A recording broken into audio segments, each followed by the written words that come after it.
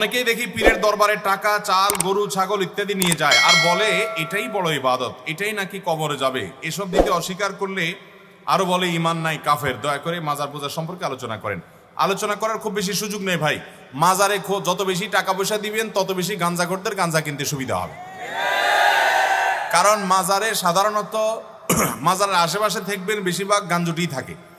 অতএব এখানে যত বেশি টাকা পয়সা দিবেন তত বেশি গাঞ্জুটিদের গাঁজা কিনতে কি হবে। এই যে মিরপুরের মাজার আছে এবং গুলিস্তান মাজার আছে, এই মাজারের টাকা আমি যতটুকু জানি, যদি ভুল না জানি থাকি, সরকারিভাবে এটা কালেকশন করে নিয়ে যাওয়া হয়। তালা মারা আছে, গাঞ্জুটিরা আশেপাশে গুড়গুড় করে কেউ নিতে পারে না, কারণ তালা মারা আছে। গুলিস্তান মাজারে গেছেন কখনো? গোলাপশাহ মাজারে দেখবেন যে তালা মারা থাকে, চারপাশে গ্লাস আছে, টাকা ফেলানোর সিস্টেম আছে, মাগার নেওয়ার সিস্টেম ওই চাবিওয়ালার কাছে। যার কারণে আশেপাশে ওই পাগলামি ছাগলামি করা যারা আছে, এই বেচারারা চায়া চায়া দেখে ওখান থেকে টাকাটা নিতে পারে না। তাও তো ভালো যে অন্তত গাঁজা কেনার সুবিধা পায় না। মনে রাখবেন, আপনি আল্লাহকে খুশি করার জন্য গরিব মানুষকে দান করবেন। ওই মাজারে দান করার কোন নির্দেশ কোরআন হাদিসে বলা হয় নাই।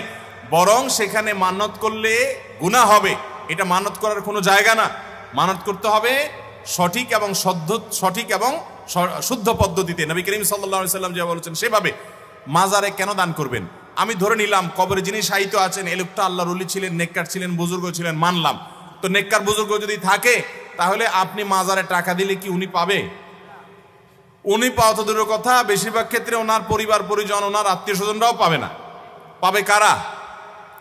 ওই মাজারের যারা গাঞ্জুটি আছে তারা। তাহলে সেক্ষেত্রে কোনো মুসলমান জেনে শুনে এই সমস্ত জায়গায় টাকা পয়সা দিতে পারে।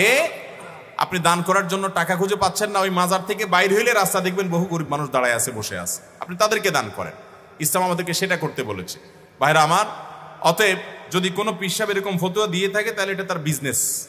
এটা তার কি বিজনেস? সে পীর সাহেব বলতেছে যে আমার মুরিদরা, তোমরা এই সমস্ত দুনিয়া টুনিয়া সব ছেড়ে দাও, সবগুলো ছেড়ে দাও, দুনিয়াদারি ছেড়ে দাও, কারণ এটা আমার দরকার। বুঝতে পারছেন? যদি এরকম কোনো ফতোয়া কোনো পীর সাহেব দেয় যে পীর সাহেবের মাজারে টাকা না দেওয়াটাই বড় ইবাদত, তাহলে সে ভণ্ড, এ ব্যাপারে কোনো সন্দেহ। আল্লাহ তাআলা দান কোথায় করব আমাদেরকে বলেন নাই? ইন্নামাস সাদাকাতু লিল ফুকারা'i ওয়াল মাসাকিন ওয়াল আমিলিনা আলাইহা ওয়াল মুআল্লাফাতি কুলুবুহুম ওয়া ফির রিকাবি ওয়া ফি সাবিলিল্লাহ ওয়াল গারিমিন। আল্লাহ রাব্বুল আলামিন সাদকার 8টা খাত বলেছেন। গরিব, ফকির, মিসকিন, পথিক, মুসাফির, আল্লাহর রাস্তায় ঋণগ্রস্ত মানুষ, 8টা খাত বলছেন। এই 8 খাতের মধ্যে ওয়াফিল মাজারাত এরকম কোনো খাত নাই। তাহলে বোঝা গেল এই সমস্ত জায়গায় দান করার কোনো নির্দেশ কোন হাদিসে নাই, বরং এর কারণে কি হতে পারে? গুনাহ হতে পারে।